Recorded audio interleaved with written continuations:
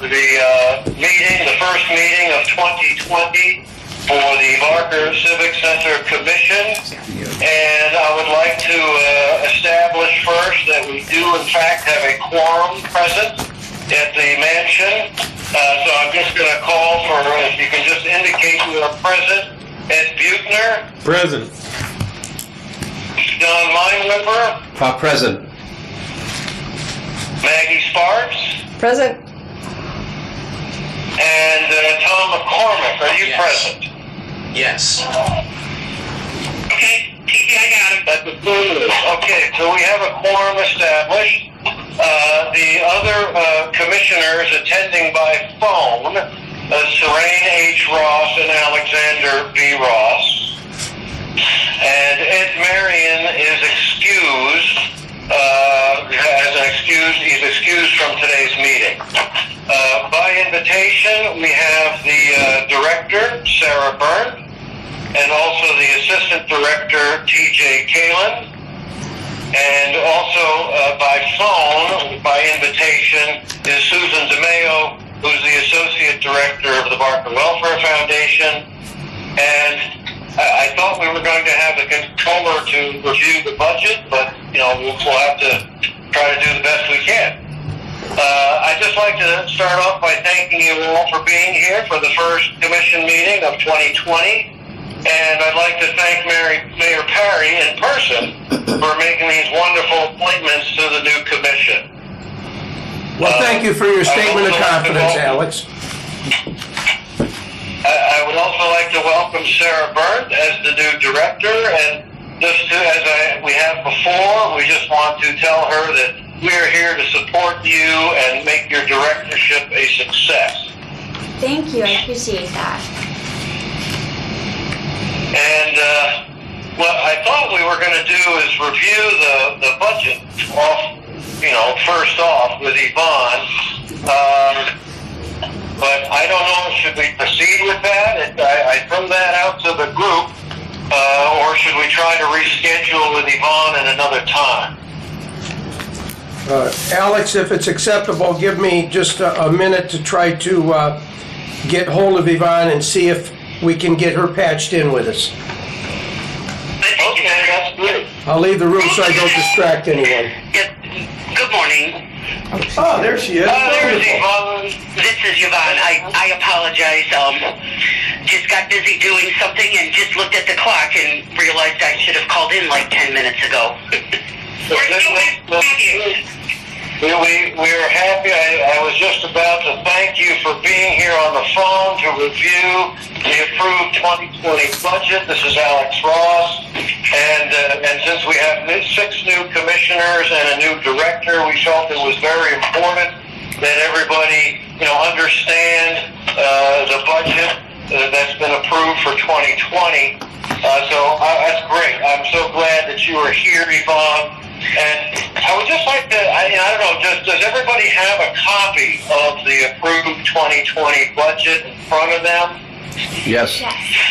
Yes. Okay, good. So everybody can sort of follow along. Yvonne, I sort of look at this as a little bit of a narrative, a little bit of tutorial, just to tell people what, how things are, what they are, etc., so everybody's comfortable with how this budget is presented. And I would just like to suggest that perhaps we review the revenues first, the revenue sources first, then with a pause for questions from the commission, and then we review the expense line items with a pause for questions. Does that sound reasonable? Yes, it does. Okay, that's wonderful. Well, I will hand it over to you, and can we just cover the 4 or 5 revenue line items with just a little bit of an explanation? That would be great. Okay, so if you're looking at a colored version of this would be in the blue where I have the existing budget. So that's where I have all the revenues. Yvonne, did we go to the 123 approved budget already, not the new one that you just sent us, the restructured one? Well, on the blue, the left side of my worksheet is the existing budget that was approved for 2020. That's the one we're talking. that's under the adopted budget column. Yeah, I don't, we're looking at the other one, that other one. Okay, I see. Oh, am I might not be looking at, because I'm looking at my spreadsheet that I sent you. So you should have a column that says adopted. Got one. Well, that's the, Yeah. So First one. under, if you're looking at the revenue side under general property tax, it says $159,598. That's correct. Okay, so when you look at those 4 line items right there, that's the monies we receive from the state, because we have given a tax levy to the Barker Civic Center to help fund this budget. So we're anticipating on receiving $171,225 in taxes to help fund this budget. And is that correct, Yvonne, that these are state revenues? It's not a local city property tax, the state? Well, it would be the property taxes, for the civil city of Michigan City. Mm-hmm. And then the state shared revenues would be the financial institution tax, the auto excise tax, and then the commercial vehicle excise tax. Those are all like state taxes that they share with all of the taxing entities in the state of Indiana. And then the general property taxes would be the taxes collected under the civil city of Michigan City, and this would be their share of those taxes collected for the city of Michigan City. Okay, please continue. I already broke my own rule. I said we were going to pause for questions at the end. So please continue. Okay, so if we go down to the next section, and it's charges for services, and that's just a classification for our benefit, for the city's benefit. And so this is the estimate for the tours that they do at the mansion, $36,000. And then the last revenue source that we're looking at would be donations, and these would just be just donations that are collected throughout the year that don't fall under the tours. So we're looking at a total of $210,725 of revenues to fund this budget. Got it. Okay. Are there questions from the commission on the revenue picture? Well, the projected revenue, Alex, on the projected revenue that I see on another sheet is 54,000, not the 36 and 39,000. And I just wonder where is this like a project? This is projected, but over here I see 54,000. Tours are 20,000. Grants and donations are 15,000. Interpretive programs are 3,000. And rentals and weddings, meetings are 16,000. So it came up to 54. So what's the difference? Right. I think that's excellent. Yeah, I'm not sure what you're looking at. Let me see if I can find something else here. I'll explain, Yvonne. These are 2020 projected revenues that came from Jessica, the interim director, in August. And that exactly was one of my questions as well, John, is how do we come up with those projections for earned income, Yvonne? How does that process work?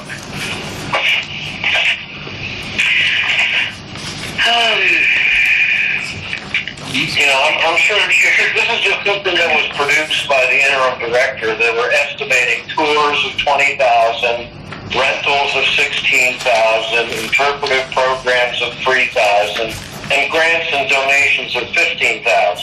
I'm not sure how realistic all that is, but my general question is, how do these numbers, because this seems to be sort of the discretionary part, is the earned income from the mansion. How does that get plugged into the budget every year? Do you meet with the director? How do you come up with what you have here of $36,000? Well, see, I'm not finding what you guys are talking about, because what I'm looking at here, they don't have the revenue projections. Let me see if I can, typically, they should meet with the director, and looking at a history of,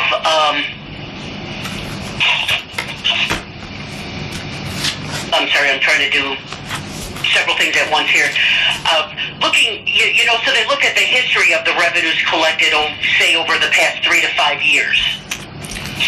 Yvonne? And then they try to estimate what they will collect. Yvonne, I think that the projected revenue numbers are coming from another document that you might not have. It's a budget narrative that was put together in August. So those numbers might not be in the budget report that you have. And yeah, that's correct, because I don't have on my desk right now. I'm sure the former controller probably has them in a file somewhere, and I just don't have those.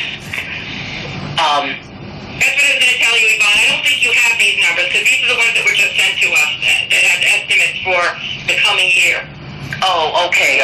Correct. That's what they sent those to us. Is that correct? The 16,000 estimated income and whatever else that was on the project. Correct. Okay. So we have rental, interpretive programming, grants, and donations. Yeah. Yeah. Those are the numbers sent to us. So I think we're looking at two different numbers here. Yeah, but I think John's question and mine is more, or at least for me, is more is how can we coordinate better in terms of projecting revenues, earned income for the mansion that can then be reflected. Because obviously there's a little disconnect here, and that's what we're trying to point out, is there's a little disconnect. And I understand, we had an interim director, now we have a new director, we had a former controller, now we have Yvonne. So I understand, but we're trying to, going forward, we'd like to be able to coordinate a little bit better in terms of projecting revenues and having it reflected here. That's all. Alex, and this is TJ. The 2020 projected revenue from the narrative submitted in August.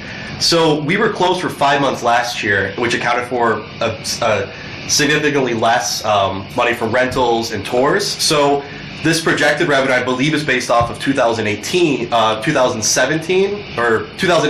which was higher. And then what you have in the budget performance report is going to be the actual totals from 2019, which are lower from this projected revenue. So this is where we were at 2 years ago, is what you're seeing in the 2020 projected revenue, being open for a full year. Alex, this is Mayor Perry, if I may. Looking at these two documents also that Yvonne does not have, the City of Michigan City report is broken down by State Board of Accounts accounting system, fund numbers. And the projection from August is based on actual sources of revenue. That there may be a little bit of a difference in what the state defines, how they define their funds, and what the previous director defined the funds. There may be some reconciliation that can be done there with interpretation of the description of the state fund accounting system and the mansion fund accounting system. Alex, I agree. I just think there could be some better coordination there, and we just have to figure that out. Alex, Tom McCormick just mentioned to me that, which is something and I'm just trying to understand everything so I can at least contribute at some point. On the $15,000 Barker grant does not flow through the city budget, so that somewhat corrects it quite rapidly. Right, exactly. There's that $15,000 grant. Exactly. Thank you, Tom. That's Tom, so that he gets all the credit. I just bring up the discrepancies that I see. Way to go, Keeper. So, yeah, you just just so everybody's clear, the revenue projection that Jessica put together included a $15,000 grant from Barker Welfare Foundation that does not flow through this city budget, Yvonne. It flows through the friends. It flows through the friends. To the friends of Bart. Okay. So that explains that. Thank you, Tom. I think what. Can I ask a question? Is the wedding, where is the wedding income? Is that in the charges for services or is it in the contributions?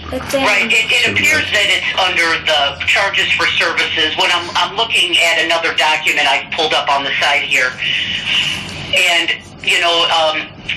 we can break this out a little more detailed than just says Barker Mansion Tours, because we have we could do some gift shop revenue. We have the tours, and then we have the programs, and then we also have a line item for the rentals of the facility rentals. Yeah. So the weddings are probably under the rentals, I'm guessing. Yeah, that's what I would think. Yeah, they're entered in New World under rentals. Okay. But I see when they finalized the budget, they didn't include any revenues for the rentals. Okay. And when you're looking at the budget side, I would rather err on the side of not projecting enough revenues. Yeah, no, I agree. Than projecting revenues too high and then basing expenses off of inflated revenues, because then we could find ourselves in a little trouble come the end of the year. Absolutely.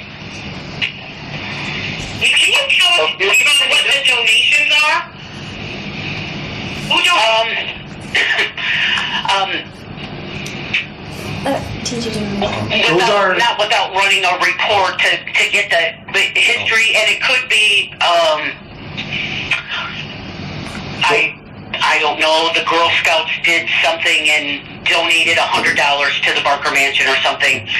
It could be like groups or individuals, that just give a donation to the mansion. It's just on top of the tour month. This is in addition to the tour money. A gift. It could be a gift to the mansion. Yeah. Okay. That's just money that people donate into our boxes in the mansion. We empty those out about twice a month, and usually, so that's most of the donations right there that you're going to see. Most of the donations entered into New World is the money from the donation boxes within the mansion, but we occasionally do get gifts of $50 and $100. But for the most part, those are just our boxes in the mansion. Oh, okay. Boxes around the mansion that people can put money in. Yes. Nope. See, I'm learning new things here. I never knew that existed there.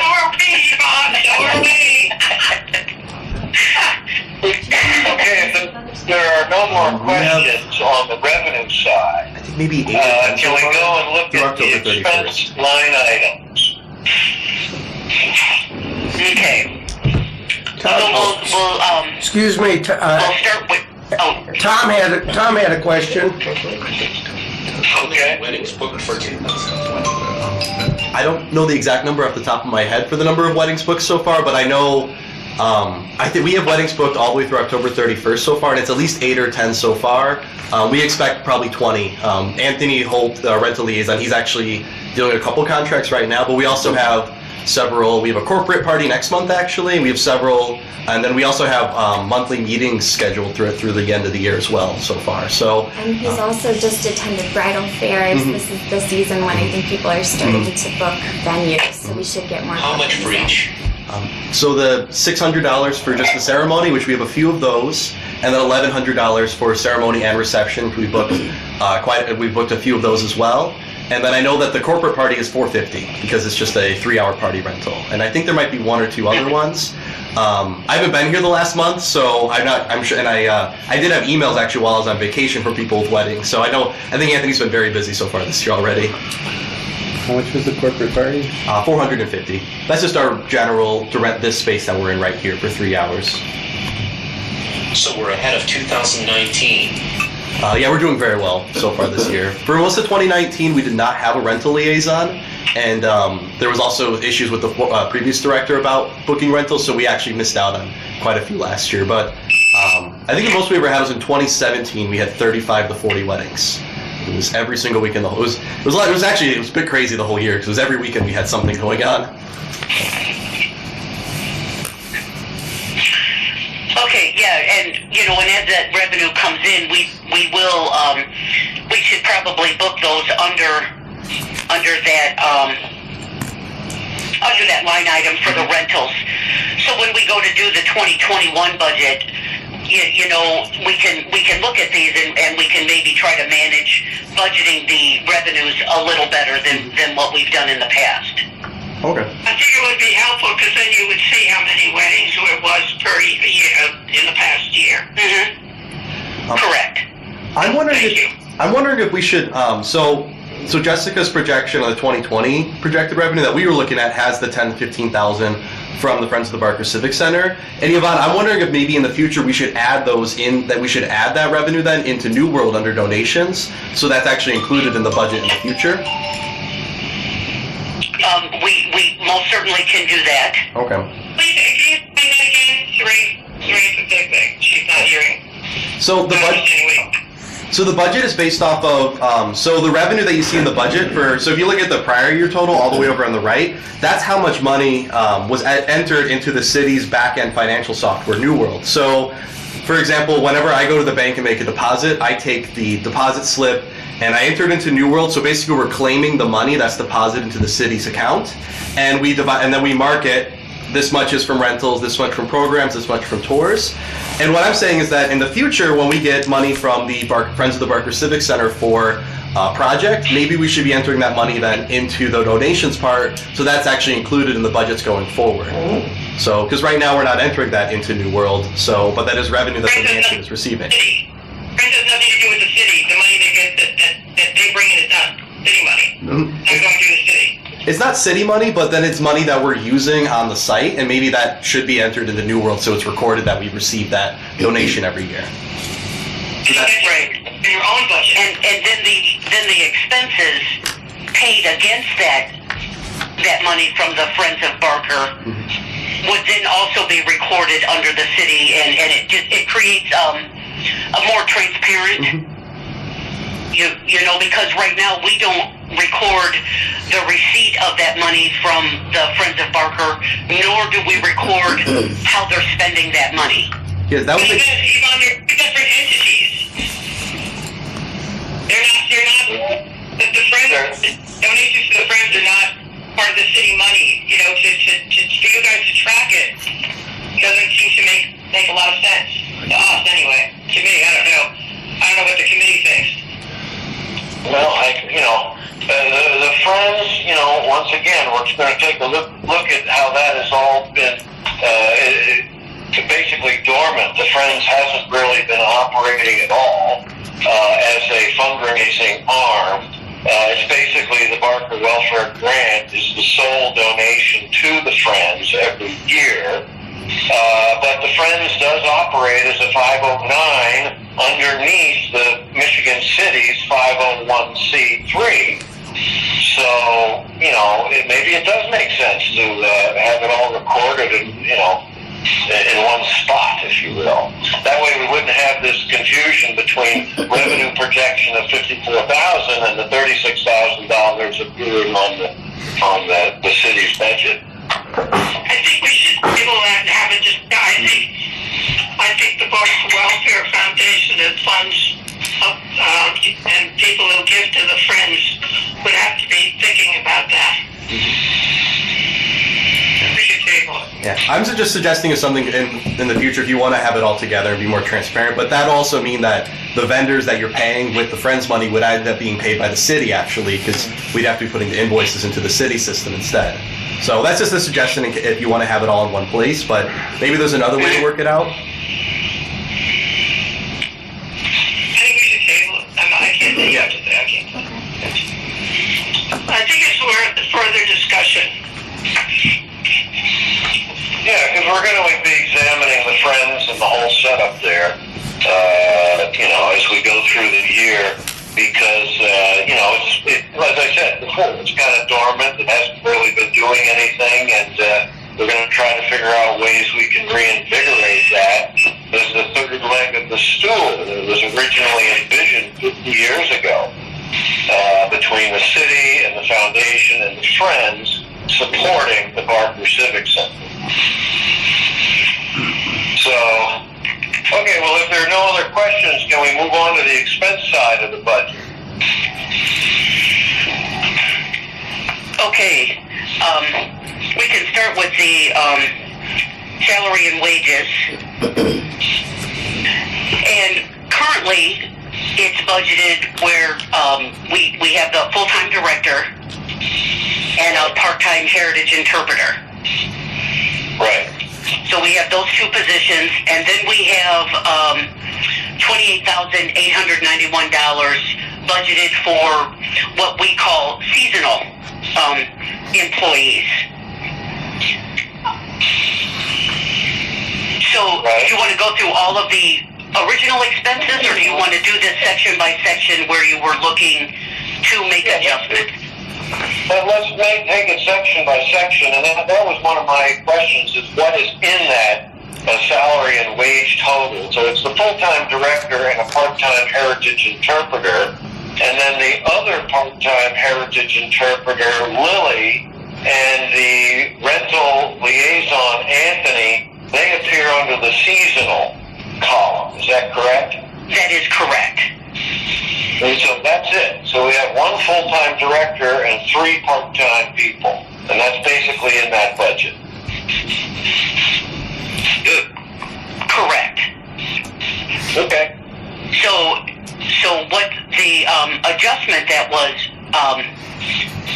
being discussed was we would still have the full-time director.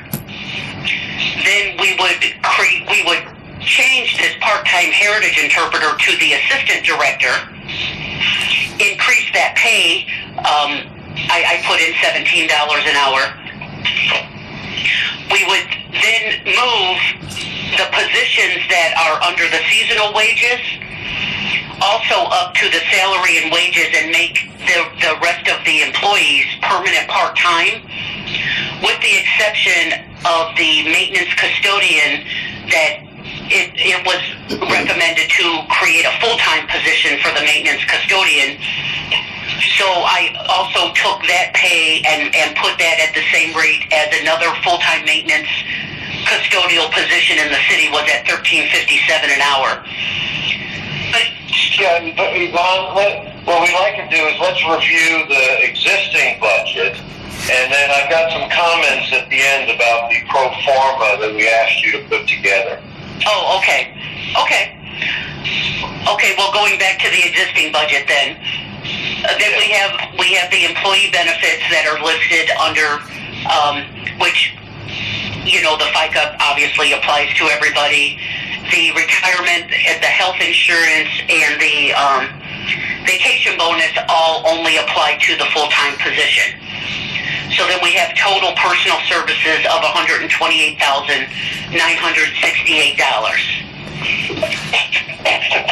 Right. Then if we go down to the supply, we have some office supplies, some household supplies, building materials, and then just other miscellaneous supplies for a total of $4,440.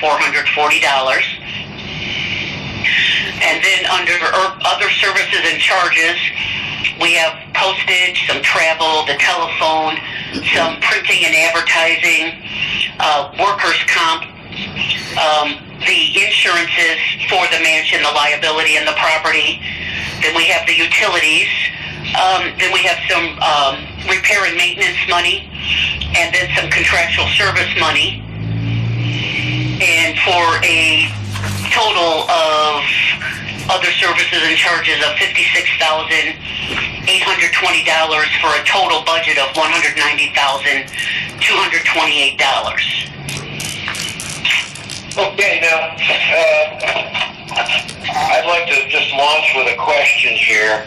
Under the insurance totals, there's been a large expenditure already year to date, and I assume that's just sort of a quarterly premium payment or something along those lines. Yes, I believe that's paid quarterly. Right, it's sort of the same thing with the utilities, that whatever, it's got year to date, we spent 25% of the budget, and it's only January, so I assume there's gotta be, some advance payment or whatever for the utilities. For the utilities or the insurance? Both columns have. We spent 25% of your utility budget in the month of January? That's what it says here. I would hope not. Just to inject. That's what I'm looking at. It says budget percentage used 25% out of the $20,000 or whatever. Okay, let me pull up this report so I can look at this. I think it's because we paid December's NIPSCO bill, which is usually one of the highest of the year. Last December's this year, because you don't get the invoice until the start of the following month. Not sure why that is so high, but I can look at the invoices and see why. But I think it's because we paid both. I think we paid December's and I remember exactly what it was. We had to move money in the budget last year too to make room. We had to do a transfer last year to make sure there was enough for the NIPSCO bill last year as well. But I have a question regarding the building. You're telling me that this whole building is insured for $12,000 a year, and that's the total? Have you had it appraised recently, or I would just like to make sure that we're covered, and then you've got a lot of artifacts in here that are part of the building, and I don't know where that's being. Well, I'm looking right now at a beautiful fireplace. If there was a conflagration in here at some point, like a tornado, are we insured for enough for $12,000? When's the last time we've looked at it, is my point. I think the most recent appraisal I've seen was somewhere like around $900,000. I have that in my office. I can go grab it if you want. I have a recent appraisal. Yeah, just to be clear, John, the city is paying for the insurance of the building. Barker Welfare Foundation pays for the insurance of the contents. So is the building being insured for $900,000? To me, that seems like an awfully inexpensive building for the quality of this building. And I'm just raising the issue because that's something. Insurance is pretty important on a building, an artifact like this. If this thing isn't insured properly, I can't imagine you could build this, redo it for $900,000. That'd be quite a. A lot of historic homes like this are appraised very low because of the cost of maintenance and the cost of upkeep on buildings like this. Like a historic mansion in New York, bigger than this, sold for $50,000 recently, and I'm not sure. That's what I understand why it's lower. Reevaluating all of the city's property. That's an excellent concern. So when I look last year, we paid $14,408 for the premium to insure the property. Do you know what the worth was, Yvonne? Okay, for last year? No, I don't. I just asked my assistant to look up what we had listed as our last valuation of that property. I was just going to call you and ask you if you didn't get it then, you gave you the email to us. Yep, so if she gets it to me before we get off, I'll let you guys know what our last valuation was. Okay. So this was definitely one of the areas we wanted to look at from the commission, is are we adequately insured for the building? And then, as I said before, Barker Welfare pays for the insurance for the contents, which we've had appraised and updated, but we're probably going to have to do it again. Yeah, also the city indemnifies Barker Welfare Foundation for any liability that happens with somebody falling over something or... Mm-hmm. If anyone wants to see It's the liability. It's most recent appraisal. 2013 So yeah, it was it's the property, but it's also the liability, John. To me, that's their issue, not our issue. You're never going to replace this in the city for $900,000. It's ludicrous. Yeah. So either we do it right, or if you're willing to say, hey, this is fine, and we have a tornado that goes through here, and we can just tear it down and be done with it. Mm-hmm. I mean, that's sort of silly. Yeah. I think there should be photographs taken of every room, which we probably have.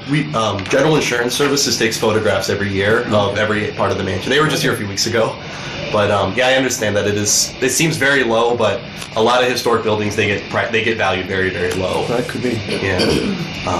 Well, then maybe you gotta, then we gotta, I would think, look at what do we do to prevent something like that, like fire extinguishers everywhere, and what do we, you know, are there buttons to call if there's a problem in here, and so on and so forth. So, I think one of my recommendations is going to be to establish an emergency protocol policy. Right, that's a great point. That's a great one. Through, like, what kind of sprinkler system do we have? What happens in the case of a fire or tornado? Yeah. And there are models for other museums that have put together those policies, and so we can.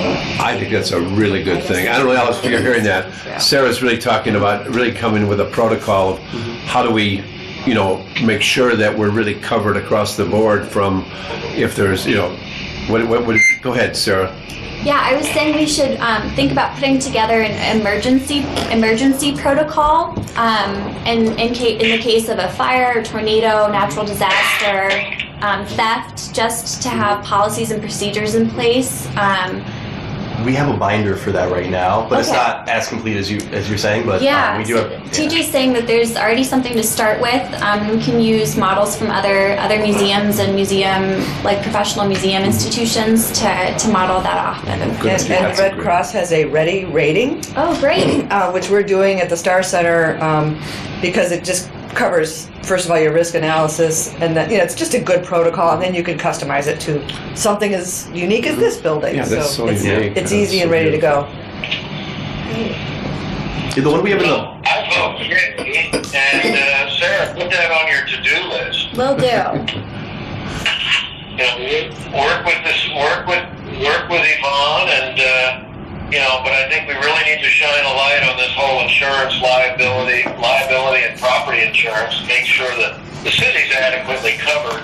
I know the Barker Welfare Foundation, we're on top of the contents, and we're about to reappraise it again. So, but I think we need to shine a light on the city's portion, and so I'm glad we had this examination. Yeah, the city, our premiums for our property and liability and auto exceed $600,000 a year, and we proportionately break out from that $600,000 policies to all the departments. So this is what we've just calculated as the proportionate share that the Barker would pay towards these insurance policies. Well, okay.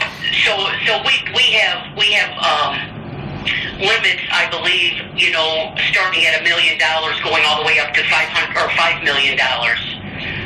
I haven't had a chance to actually review all of those policies because our renewal comes up on March 1st, so I haven't had a chance to look at those yet to see what all of our maximum liabilities and how the valuations are done for all of the properties. So this is it. I do know that this is actually their proportionate share of $600,000. So you're in the process of this overall review, and then that which will also capture the mansion, and then you will recalculate or reallot our proportion based on those changes. Correct. Okay. Well, let's not lose sight of this. I mean, I think we really need to shine a light on this area. Thank you, John. Well, you're welcome. I think the protocol idea that Maggie and Sarah have talked about are really important because it really is, because a lot of this stuff can be protected if if there's a problem, we can get at it rapidly and so on and so forth. So I'm just trying to understand what's going on around here. Thank you, Maggie, for the Red Cross suggestion. That's a great one. I love it too. It actually used to be a Red Cross recruiting center in 1917. Oh, cool. building. Well, there you go. Yeah. That's great. We can do the full circle. It was it's only 103 years earlier. Yeah. Oh my. Well, we can add. Okay, can we, Yvonne, can we head on down to contractual services? I just want to find out, are these private contracts signed with the mansion or these Michigan City contracts? I assume this is covering the housekeeping and the landscaping and things of that nature? Yep. This is Correct. Yeah. This is housekeeping, landscaping, so this was and the detail we were given to come up with this $13,630 budget. Housekeeping services were $4,800. Landscaping services were $5,600, and other miscellaneous electrical and plumbing contracts for $3,230. So yes, Barker should have contracts for these things, and so we can budget this stuff accordingly.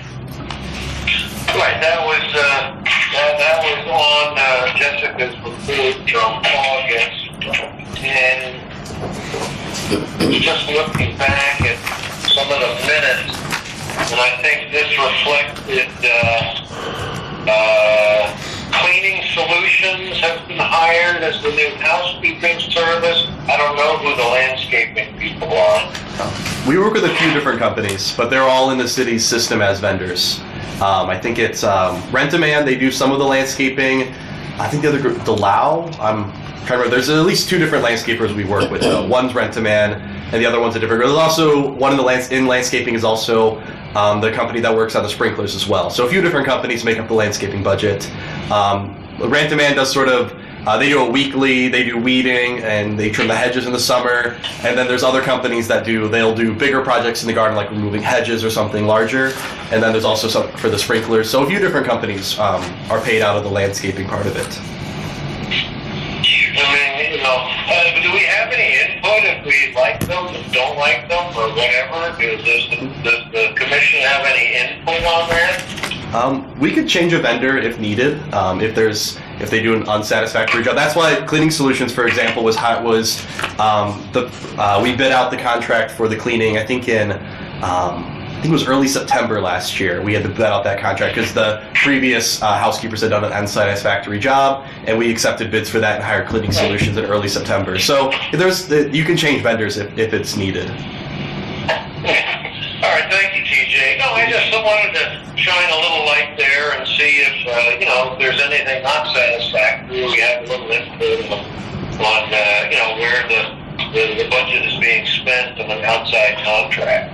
Mm-hmm. Well, you know what, Alex, we, your new commission and our wonderful team here hasn't had a chance to even look around.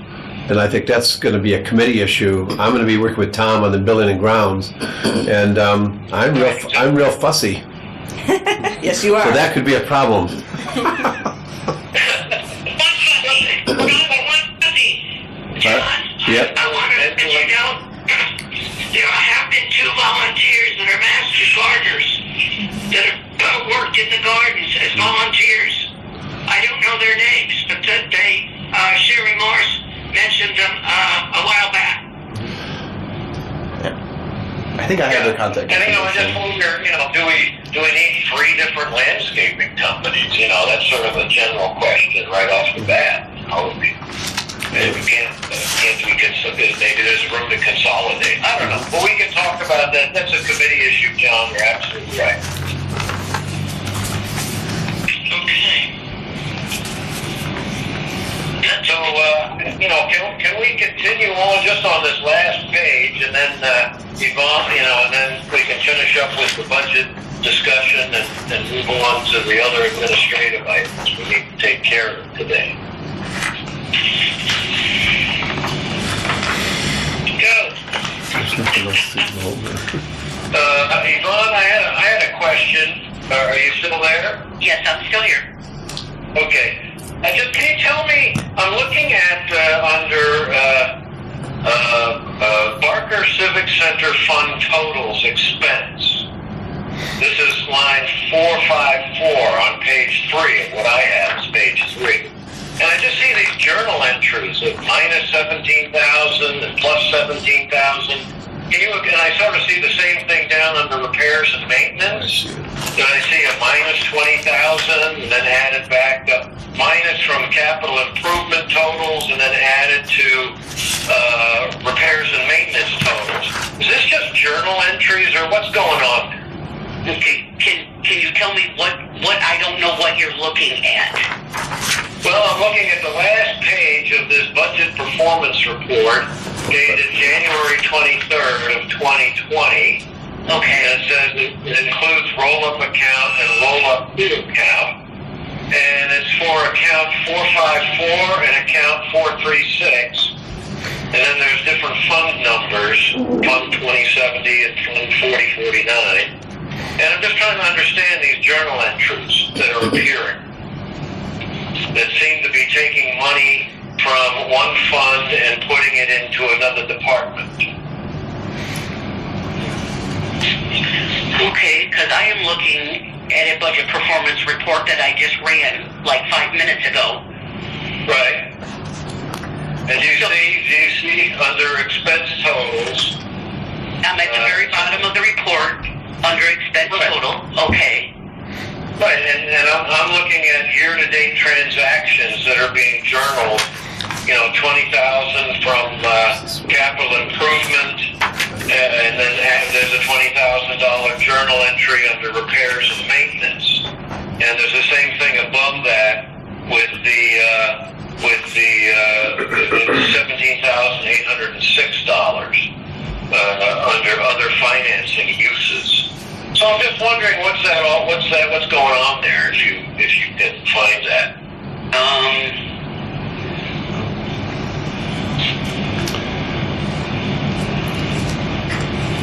Okay, I only have your Fund 2070. You must have multiple funds. Let me rerun this report and We have CCI money for. 2050 is at the top of the page. 2070 is your operating budget. Right. And then I believe you have $20,000 in the CCI, if I can find that. Right, the cumulative capital improvement. Yeah. But I see it minus, and then it looks like it's been added to repairs and maintenance. So I'm just trying to understand what those journal entries represent. Okay. Let me run this so I can look. I want to look at the same thing you're looking at. It's under repairs. Yep, I found it here. So if you look, we have totals for your operating budget, which is Fund 2070. Right. And then there's totals for the cumulative capital improvement. Right. So I think when you look at the first column, which is the adopted column, Right. because so if you look up under the revenue totals and the expense totals for Fund 2070, Yes. there's your revenue totals, the $210,000 that we talked about, and then the $190,000 for the expenses. That's So we're saying, right, so that, so what's that saying is you'll have $20,497 if you collected all of the $210,725 and spent all of the $192.28. Right. You would have that much left over. So when you go over 3 columns and you see this negative $17,806.13, because those are the current month transactions. We do not break out the revenues month by month, so those total up as a negative because we don't break the revenues out month by month. So, and that in theory falls under the CCI because the revenues for this do not go to the Barker. It's just a state shared revenue from the state of Indiana. But we budget $20,000 to do repairs to the mansion. Right. Because the revenues don't fall under your department header, that comes out as a negative because it's showing no revenues. But if you had the whole budget there, you would see that the revenues and then all of the other expenses we have in this fund would like operating it does. Okay, because to me it looked like you were journaling, from capital to repairs, but that's not what's happening. No, that is not what's happening. No. Okay. They're two separate. They're accounted for separately. Okay. Well, thank you very much. And then my one last question was, as it regards to capital improvements that are suggested for the Barker Civic Center. Right now we're looking at replacing the HVAC unit for the archives room, which is in there for $20,000.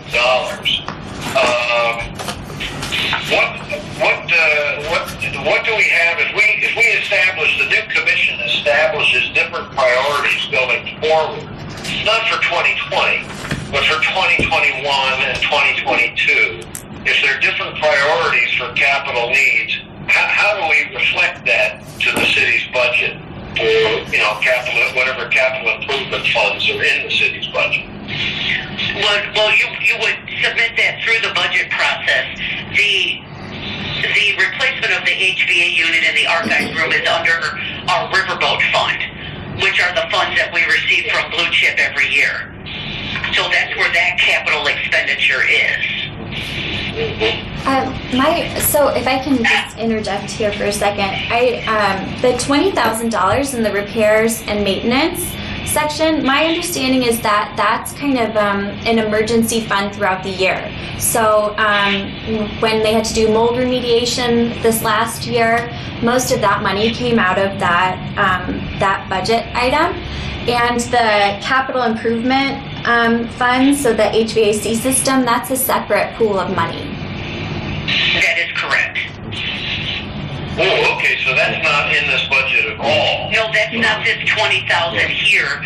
That we have the capital purchases are in our Riverboat Fund, which is a separate fund from these two funds that you're looking at. Right. Okay. Okay. So capital improvements is that a general statement then, that capital improvements going forward for 2020, 2021, 2022, is that coming from the Riverboat Fund? Well, they can. Right.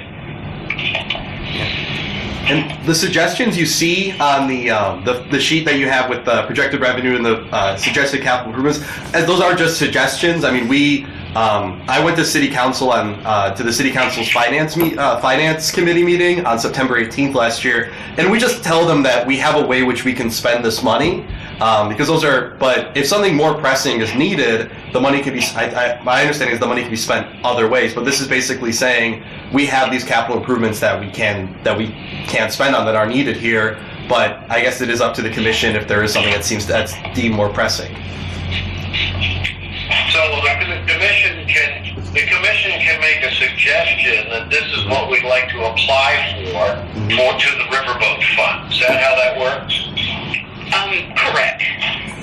Okay. I have to write the minutes. So is the $20,000 under the adopted fund under 4036.0110? The $20,000, is that Riverboat Fund money? No, that is not. Okay. Somebody said yes and somebody said no. No, it is not. It is not. That's the budget line item under our cumulative capital improvement fund. So as I believe it was Sarah had said, so if some type of repair came up throughout the year that they needed to do at the mansion, for example, they had to do some mold remediation. Yeah, they took it out of that fund. Okay, good. So that's a separate fund. Okay, that's right. That's fair. And then, yeah. Okay. Thank you, John. Right. 20 and 20. Yeah. Right. Well, because actually you also have some work on the first floor servants' hall for $8,500 is also in our Riverboat Fund. So those were the two capital expenditures requested when we were doing the 2020 budget. So the 2020 is Riverboat money, not a cumulative capital improvement fund. Well, you have three sources, three sources of funding to do repairs and capital expenditures at the mansion. You have your operating budget, which is Fund 2070. 2070, got. Then you have building repair and maintenance funds of $20,000 from the Cumulative Capital Improvement Fund, which is Fund 4049. Okay. Then you have, where'd it go? Where's my calculator? You have $28,500 in funds from the Riverboat, which is Fund 2042, which I don't believe that is on the report you're looking at. No. Okay, I think, we just want to get this clarified for the new commissioners, new director, because this is all new territory for me. Tom may be aware of all of this, but this is all new for me. Thank you, that's so clear now. Oh, okay, good. Yep, so you need to look at, you've got 3 pots of money available to you. 4049. So this riverboat fund, is that something we apply to the city every year? Well, you can write it up in your budget request, and then it's up to the mayor to decide, because we only have so much money, and we have every department, vying for that same pot of money. Right. So it's part of the annual budget request from the city. Correct. Okay. That's wonderful. That concludes my questions. Oh, that was so much. Now I understand what's going on. Saray and I both understand what's going on, which helps you in the middle. Okay, good. Thank you, Yvonne. You knew what happened. Thank you, Yvonne. Okay, so anything that you have on that list, that projected list, can be changed at any time. Just let the city know. Well, not necessarily. Okay. The council passed an ordinance several years ago. So you requested money to do work on the first floor servants hall, and you requested money to replace the HVAC system in the archives room. Okay. If you want to spend that money on something else, we must first ask permission from the council. Okay. I think 2020 is fine. My question had to do with future years. Oh, okay. Yeah, so in the future, you as your commission could decide what are your priorities. Exactly. And then you would submit those requests, and then the mayor would decide, which ones, that we would be able to afford that year. The reason why there's suggestions through 2022, the way it's been explained to me is that the review committee likes to see that you're thinking ahead. So we only get approved for the budget year that we're applying to, but they like to see that we're thinking ahead to future projects. But the 2021 and 2022 projects aren't set in stone yet. Right.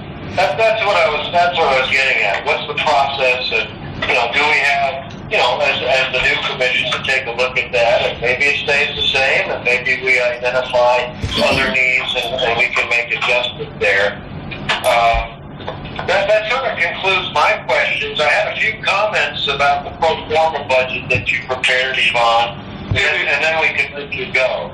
Okay. Does anybody else have questions on the 2020 approved budget?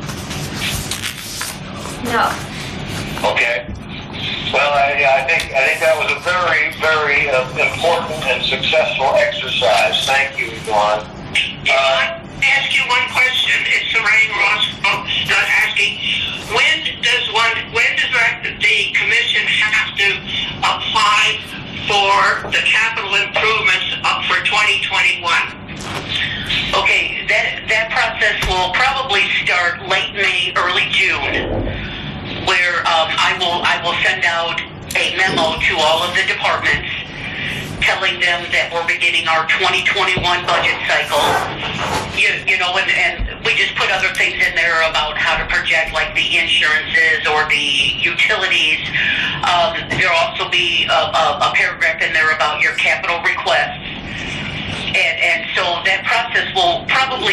late May, early June. Thank you. Good question. All right, just to conclude, I guess, with this portion, we had asked Yvonne to prepare a pro forma budget, restructuring the positions in an attempt to entice TJ to stay with us as assistant director. We were informed late Friday afternoon that TJ is no longer interested in the position of assistant director and is going to be relocating to Singapore in 2 months to be with his wife.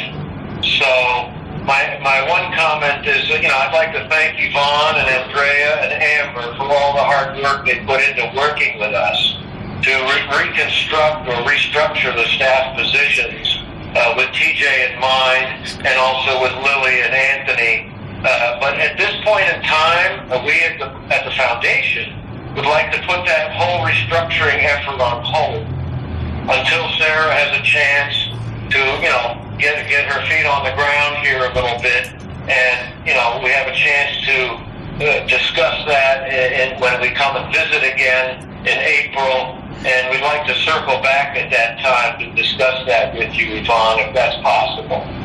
Yep, that will be just fine. Okay, well, thank you so much. I mean, at least now we understand what all the moving parts are, but we want to give Sarah a chance to assess what the needs are and take a look at all of that in terms of, making adjustments to the staffing.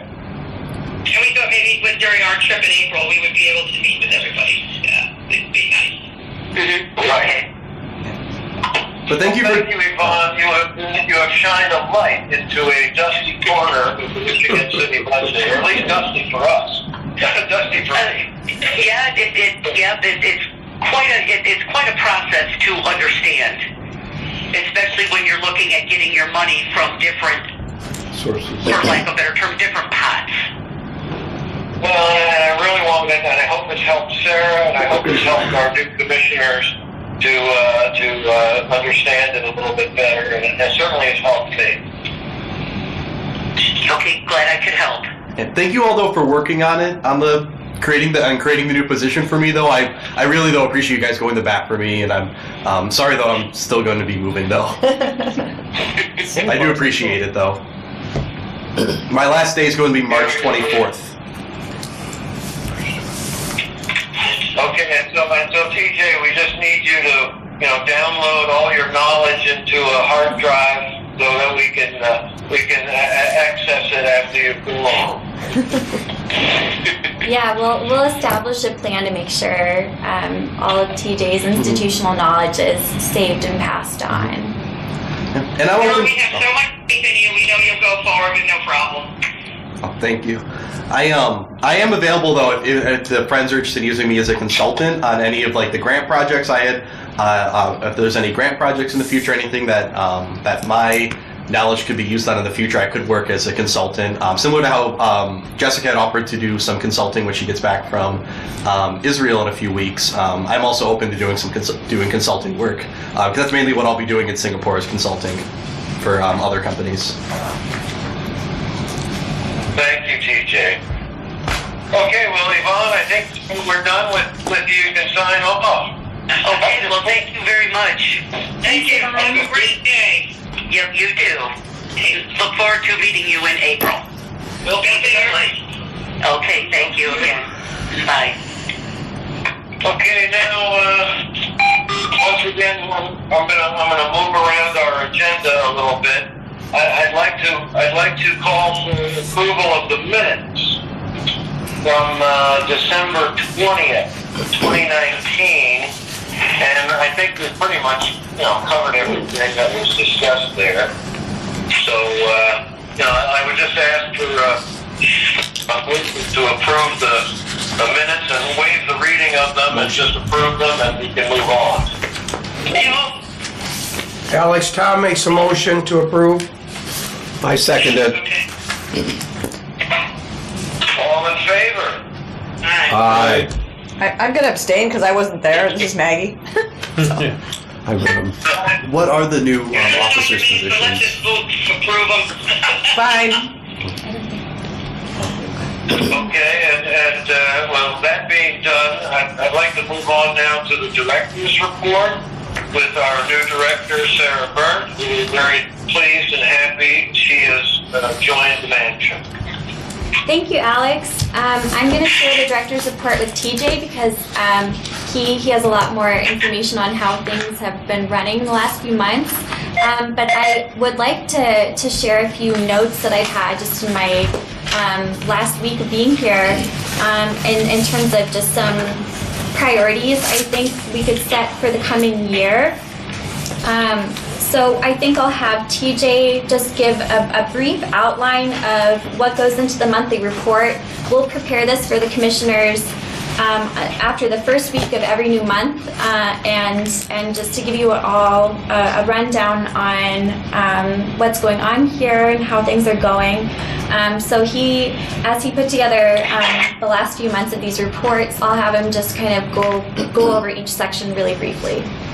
Yeah, so every month, the monthly report, I do some of the in-house accounting. So I have an Excel sheet, and I track money coming in through tours and programs and rentals, and then that information, that Excel sheet, is put into here. We also have New World for tracking our finances as well, but that's done as the money's deposited into the city account. So, for example, in December, though, like our Excel sheet has money that there was bank deposits of December money put in January. So that's what a lot of the report is based off of, is that Excel sheet. So we begin with staffing. We report any news or changes with staffing. So look at the November report. I put in how many hours the staff worked each staff member worked that month, any staffing changes. So for example, in November, we let an employee go.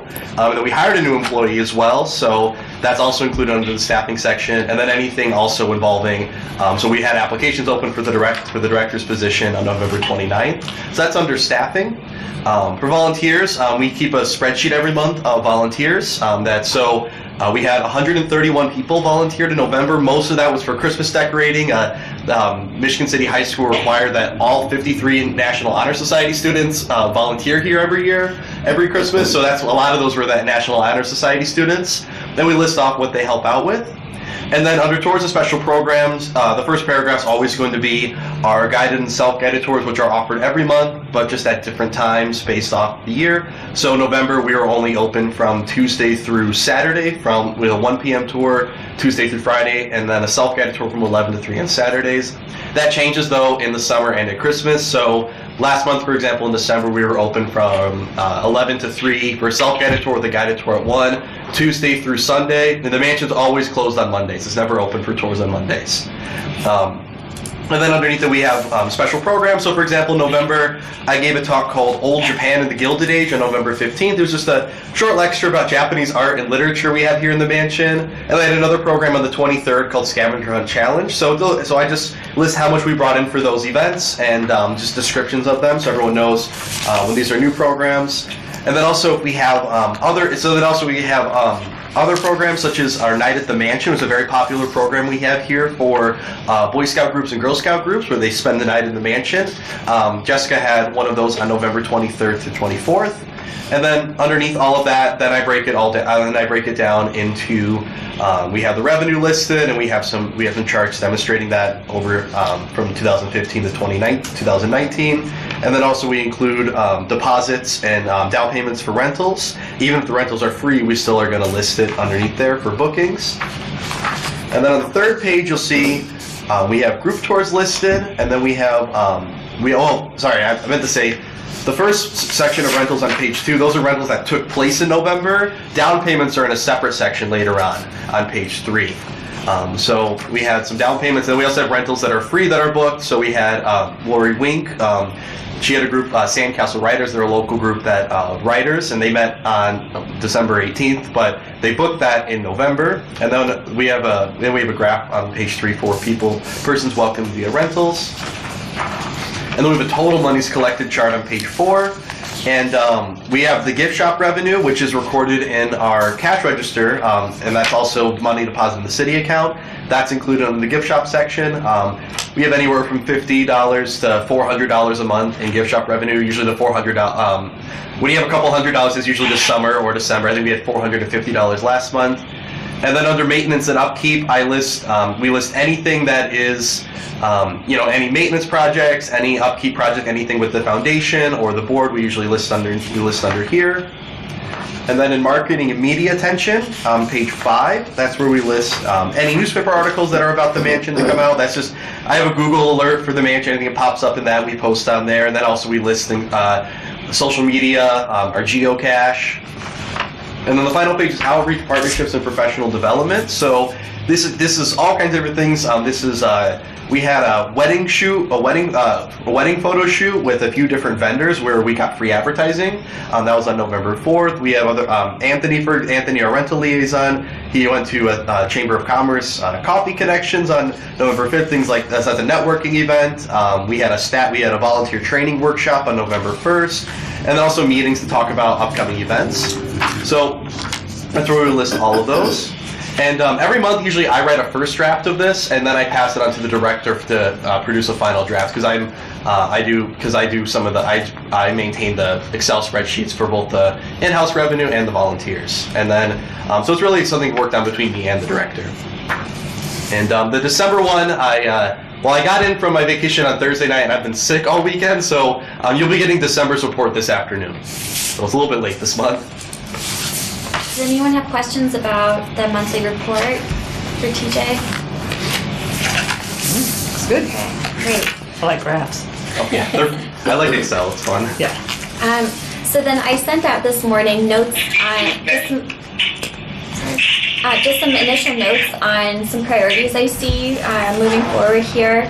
And these are, I've been here for 4 days, so take that with a grain of salt. These are just really my first impression. So I have this broken down into different sections. We've talked a bit about establishing some policies. I think collections management policy, event rental policy. We just talked about maybe an emergency disaster policy as well. Are all things that I think we could put in place pretty quickly here, just to make sure that there are protocols and procedures for anything that could happen. And I think we've also talked, I've talked with Alex and Serene about revising commission bylaws. That's something I think we could work on with the city attorney, Amber, over time. I don't believe that the Barker Mansion has a strategic plan, and I think that could be a great project to look into as the commissioners and myself get more familiar with the needs of the mansion, looking at a 3, 5, and 10-year plan moving forward. And I also think that the mission, vision, and values of the mansion could also use some updating and some maybe fleshing out. There's a sort of a working mission right now, an interpretive mission, but I really I think that could be something that we reconsider. I think everything from our programming to decisions we make about the building and about the use of this space should all come back to a working mission statement, and so I see that as a really big priority moving forward. Great. In terms of staffing, some immediate needs, we'll need to find TJ's. Can I ask you a question about that? Sure. Yeah, hi. The STEPS program that you sent with the priority notes. Yes. Is that a membership organization? So the STEPS program is run through the American Association of State and Local History, and you don't have to be a member of that association to participate in the program, although that's something I would probably recommend that we join if the mansion's not already part of that program. It's a great professional network of museums and they have really great resources. But their STEPS program is a process of helping museums do a self-assessment to see how prepared they are in terms of a collections policy, emergency policy. So it's a process that several hundred museums have gone through this professional organization. He's brilliant. Yes, it sounds like a membership might be. You would get extra benefits from a membership, obviously. Yes, yeah, I went to the AASLH conference this last year. It's a really great organization. Yeah, we currently have no institutional memberships with any organizations, but that's been on our list for years to join that. I think the STEP program sounds like exactly what we need. And that might be a great way for me to start learning about what's in place, and I think that'd be a great starting place. Good. Okay. So in terms of staffing, we'll need to find TJ's replacement sometime in March so that he can spend a few weeks hopefully training that individual.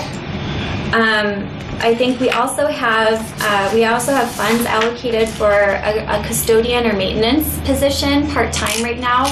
It sounds like maybe there, after a conversation with Yvonne, there might be some changes to that. But I think there's some need for a custodian position, and we even have, as far as I know, a potential candidate in mind for that. And as we go into the busy season, we may also need to hire additional seasonal interpreters. Are there any questions about that section? Okay. Okay.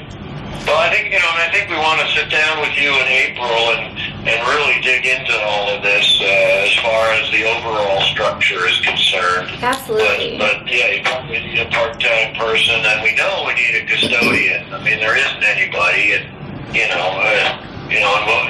you can hire somebody seasonally off the bat, then we can try to reclassify them and make it a little better for them. And if you have a potential candidate in mind, it's even better. Yeah, I think that's something we can move on pretty quickly. A part-time custodian maintenance person, right? Mm-hmm. Yes. That can be taken out of the seasonal section in under staffing in the budget. The custodian could be a seasonal employee, so there's already money in the budget for that as well. And then also just think for what's this? Mine title's part-time heritage interpreter. That was so I've been assistant director about 5 months for the, but that's just a title change on that. What Alex wanted to do was to make that an official change within the budget. Mistake. But I just don't know what's confused when they look at the line and get my name tags conflicts with what you see in the budget. Okay, and then with programming and marketing, we're working right now to reestablish our Facebook page. That's currently missing. It's a really great resource for connecting people to the museum. So that's in progress. And I think just generally, I'd love to continue building relationships in the community with other organizations, to continue collaborating on public programming. I think Jessica and the staff here have done a great job with building that programming and some of these community relationships, and I think that I see that as a really big priority in just maintaining interest and in the Barker Mansion and maintaining a really strong presence in the community.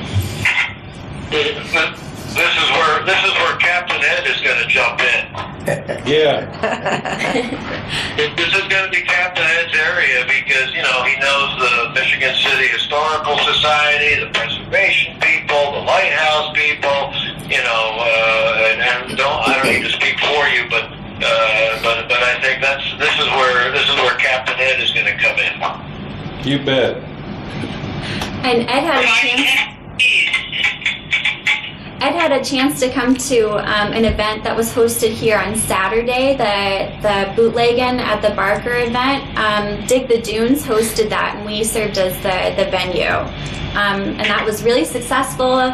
I think we had almost 200 participants. I think right at 200. Right at 200, so the event sold out, and it was a great way to get a new audience into the mansion who may not have come for a guided tour, but were interested in this kind of special after-hours event. Yeah, and we just gotten to know them, Natalie Johnson, and helping them fix up their house, the Barker house that they're in. Yeah, that's Save the Dunes. We were working with that. That's great. Yeah, that's Save the Dunes, which we actually do. I'm actually working on some programming with them right now for the summer, but the event was hosted by Dig the Dunes. They're a marketing group here. They're a marketing platform here in Northwest Indiana, but Dig the Dunes hosts events like this at bars and breweries and all kinds of and art galleries all over Northwest Indiana. So it's Dig the Dunes is the group we were working with. But I accidentally said Save the Dunes on the radio while I was promoting the event last month, so it's I always get confused between those two as well.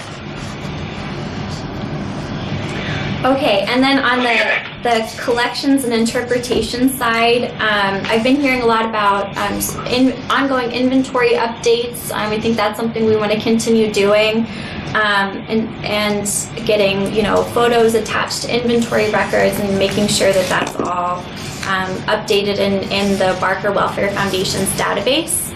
I think this is something that probably will take more than a year, but I'd like to propose completing a furnishing plan and to reflect the probate and accurate time period usage. Probate is an inventory process that historically is completed after someone dies.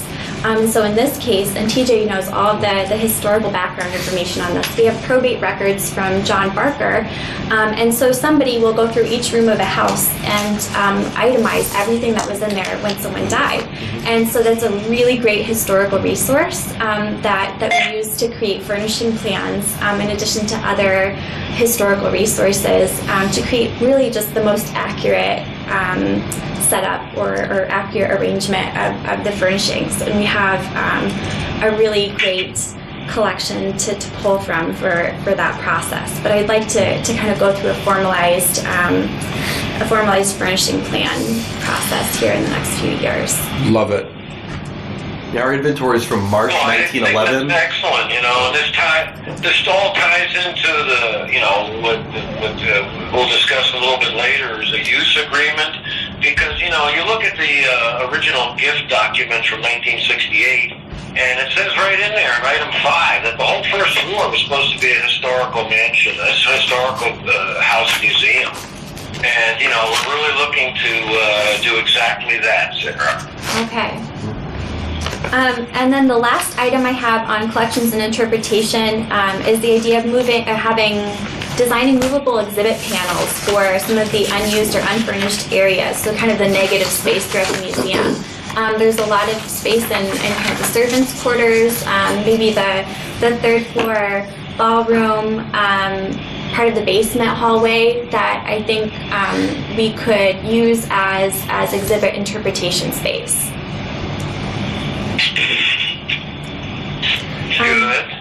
And then the last section are maintenance projects. We went through a little bit of this in the budget overview. But some of the projects ongoing right now, the bride's room, which is on the second floor, that's used by in conjunction with wedding rentals. So that's a functional bathroom, and the tile in that room is not in the best shape, and I think we've got contractors coming in actually this week to take a look at that. So that's a project that is on the docket here coming up. And we got through that riverboat fund, funds to do the servants' hallway down here, and HVAC replacement. So I think those funds are dispersed in March, and we can get started with those projects then. And then a last little item, TJ and I had talked about finding a computer for the front desk. We have a security camera system that was installed, I think, last year or the year before. A year and a half ago. Okay, and just to give I guess, volunteers peace of mind and to increase security for our self-guided tours, we'd like to put in a computer on the first floor of the volunteer desk so that there can be just additional monitoring of those spaces. That sounds good. I had a question. There was the servants' hall door that was supposed to be finished in January, and I think it was paid for by Michigan City from the 2019 budget. Has that been completed? The frame is complete, and the door, they're actually going to be putting the door in, I believe, next week. Yeah. They're using actually we actually have a room in the basement with about 20 original doors that have been taken out of different parts of the mansion over the years, and they're actually refinishing one of those doors, and they're going to be putting it in the hallway next week. That was a project that we wanted to have done a while ago, but you guys know I was a contractor, so it's a couple contractors to coordinate with on that project, so they're going to be completing that next week, I've been told. And was that funded out of last year's budget, or is that going to be funded out of this year's budget? I believe that's money from the Friends is funding that. I think it was on our list of Jessica had a list of projects for the Friends of the Barker Civic Center, and I think that was money from the Friends is being used for that, and for the door in the hallway. All right. Okay. I think that's all we have. Can I know I'm by invitation, but I wanted to just jump back up to collections and interpretation. Sarah? Yeah. We're going to work with you on the BWF inventory, the database. We're going to do, now that you have a new computer, we were going to do that, but you have one. I don't know whether you need one in the other office. There needs to be a way that we can remote desktop in so that we could input some of the stuff to sort of help you not have so much stuff to do, because we took the books home when we did the inventory back in November, and we'd like to have part of our staff work on that if we can. Our IT department has a recommended remote desktop software that they told me they can install. They're supposed to send me the information on it a few weeks ago. They're very busy with the transition with all the new people coming in, but they said they have one that they can set up for you. So I can let you know more about that when it's taking place. Definitely move on that so that we can start, inputting a lot of the data that we collected when we were there. Yeah. But Sarah, that's all right with you, right? It won't make your project a year. It'll make it a lot less if we help out. That sounds great. Hey, Alex, we have a little bit of a problem. Maggie has to leave at 10:45, and I have to leave just a little bit after that. I did not know that this was going to be a 2-hour-plus meeting. So I know we have to vote on a number of things. So I think we need. We have some administrative business to take care of before you guys leave, because we just need your okie dokie. We need your votes. Okay, that's what I thought. So if that. Okay, well, the first meeting's always the worst. Let's do the administrative. So at any rate, let's just conclude the director's report there. And Sarah and TJ, you're done. You're excused. Go off on your day, and then we just have some administrative business we need to vote on. Okay, but Alex, can I just say one thing about the directors? The maintenance, the front hall floor has a hole in it, and the ramp in the back of the mansion, the handicap ramp, that has to be fixed too. Okay. I'm finished. I'm going to get to that. Okay. Okay. So this is what we just need to vote on, and I think we've got about 10 minutes to run through this. Okay. So the next item on the agenda is the election of officers for 2020, and we have a slate that have agreed to serve. And I've mentioned it to everyone that I'm willing to serve as president for 2020. Tom McCormick has agreed to serve as vice president for 2020. And my mother, Catherine Barker's daughter, Serene Ross, is willing to serve as the secretary for 2020. And so, we'll do what we need to do, and then, next year we draw straws. We're willing to do it this year. So that's kind of the proposed slate, and I think we need a motion, a second, and a vote before we lose our quorum. I'll make that motion. And I'll second it. Okay, all in favor? Who's seconding? I'm sorry, I didn't hear. John seconded it. John, thank you. All in favor? Aye. Aye. Okay, great. And then the next item on the budget is to appoint the new committees. Somewhere I've lost my list that I had, but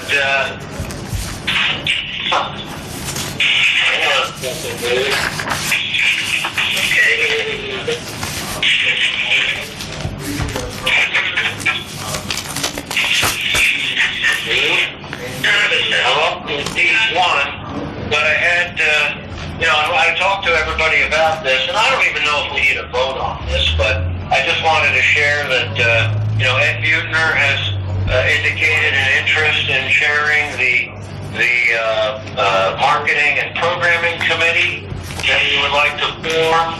And, I would just suggest, Ed, that, if you get a chance, get a 2020 calendar of events and pick up a packet of the marketing material, whatever they're using.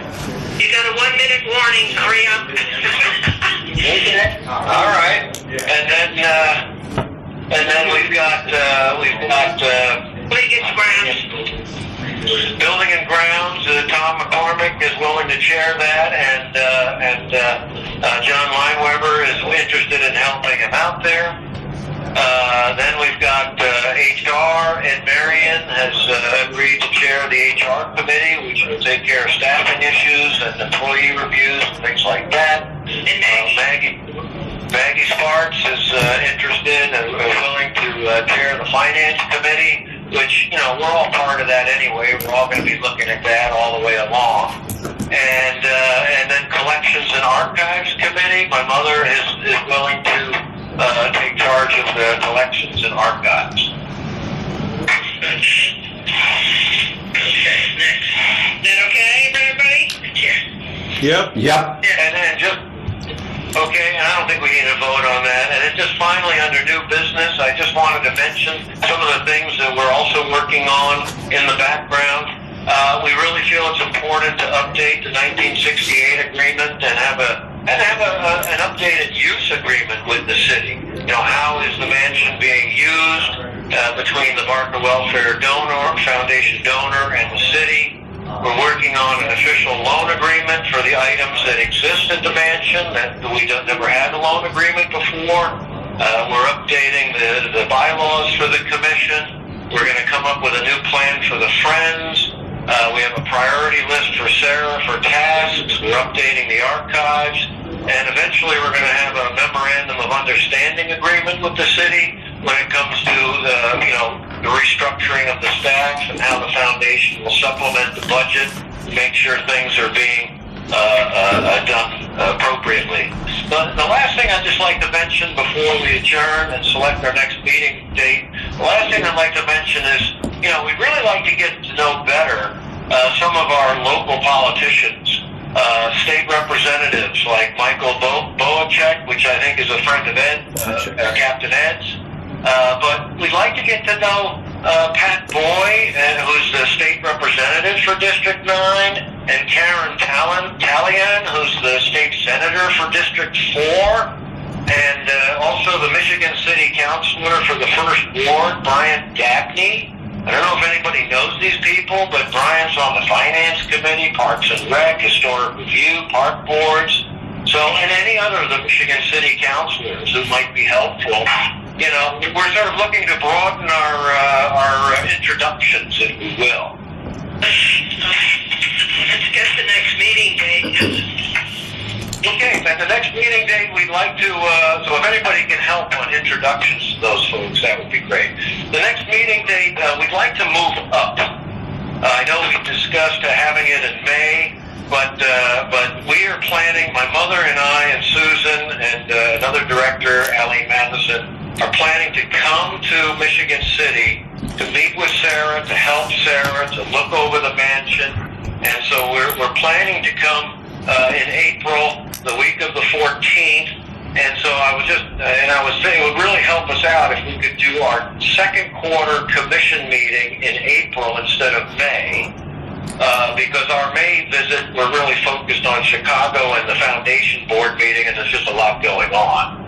So is it possible, or can you look at your calendars and see if perhaps Thursday, April 16th might be a date instead of the May 14th that we had before? If something like that, and we'll have a quorum because Mom and I will be there, so that's 2 of us, and so we can easily pick up 2 more, I'm sure.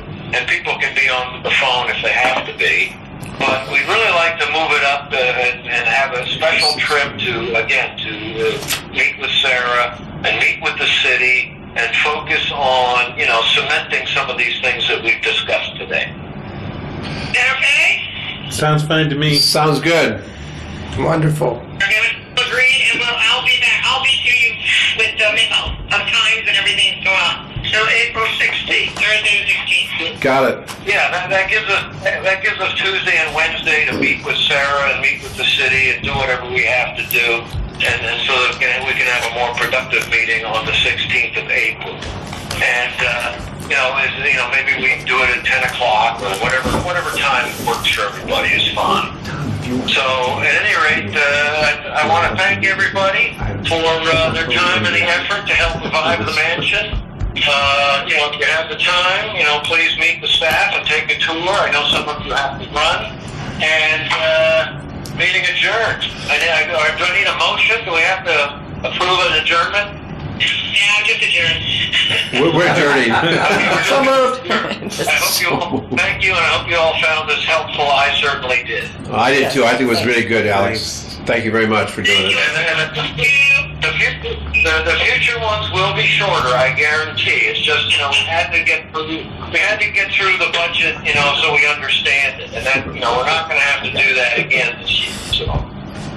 This is Mayor Perry. Thank you, everybody. Have a great day. Thank you for inviting me. This is Mayor Perry. Oh, Mayor Perry, we can't wait to see you in April. And thank you for taking so much of your valuable time. It's a pleasure. I would like the meeting minutes to reflect that Mayor Perry was with us in attendance. Thank you so much, Mayor. We have it. And he will be in the future. All right. We'll talk to you soon. You bet.